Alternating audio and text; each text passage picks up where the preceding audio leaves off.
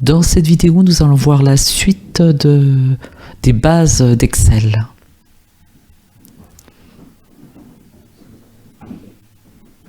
Alors là, nous allons voir tout ce qui est format nombre. Si je sélectionne les cellules, vous allez voir les boutons. Le premier bouton est un format comptabilité qui ajoute l'euro ainsi que le séparateur des milliers. Vous avez le troisième, c'est le séparateur des milliers, donc vous n'aurez pas le symbole euro. Et vous avez la possibilité d'ajouter des décimales ou d'en enlever. Ici. Alors vous avez un autre bouton qui permet de voir l'ensemble des catégories et de choisir un format directement par cette boîte de dialogue. D'ailleurs, vous avez le format standard, c'est ce que vous avez tapé. Il n'y a pas de format. Vous voyez, c'est marqué, aucun format. Vous avez un format non, mais là, vous n'avez pas le séparateur des milliers. Donc, il faut cliquer à nouveau sur les 3 zéros. Alors, le format comptabilité est différent du format monétaire.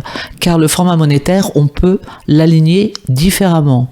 Qu'on ne peut pas faire avec le format compta, qui lui restera à droite.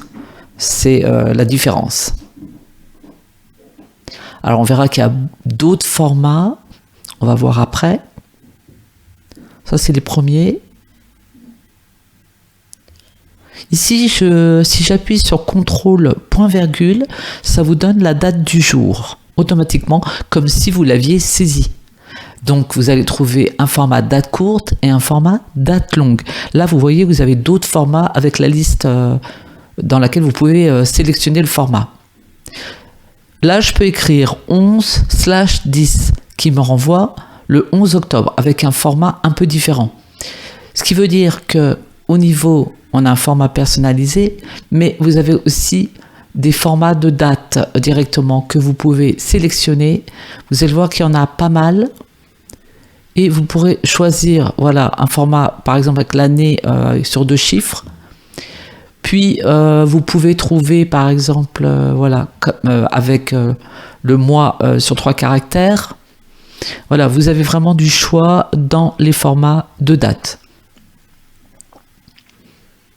Attention, le format standard, lui, va renvoyer le numéro de série qui correspond à la date. Derrière une date, ou l'heure d'ailleurs, vous avez un numéro de série.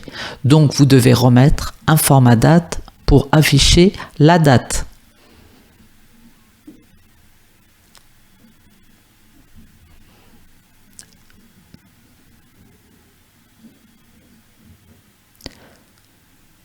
Alors, je vais vous montrer maintenant que si je mets de la couleur, vous pouvez utiliser le bouton reproduire la mise en forme pour reproduire la mise en forme de cette cellule. Si vous cliquez une fois, vous pourrez le faire une seule fois, mais si vous faites un double clic sur le pinceau, reproduire la mise en forme, une fois que vous avez sélectionné la cellule, vous pourrez le faire aux endroits où vous voulez. Voilà, il suffit de cliquer partout. Vous faites échappe pour enlever le pinceau.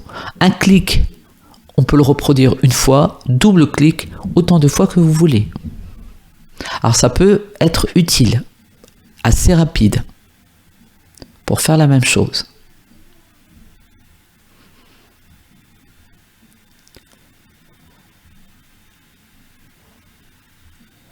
Alors, je vais vous montrer que si vous utilisez la fonction aujourd'hui égale aujourd'hui, vous n'oubliez pas la parenthèse de droite, vous renvoie la date du jour et maintenant vous renvoie la date et l'heure. Donc ces deux fonctions, ça veut dire que demain, ça sera remis automatiquement à jour. C'est différent que si vous saisissez vous-même la date, qui elle ne bougera pas. Donc il faut utiliser ces deux fonctions. Alors ici, je voudrais vous montrer que dans Formule, afficher les formules permet de voir les formules de calcul à la place des résultats. Et vous pouvez recliquer sur le bouton. Vous pourrez le faire avec CTRL-, c'est le raccourci.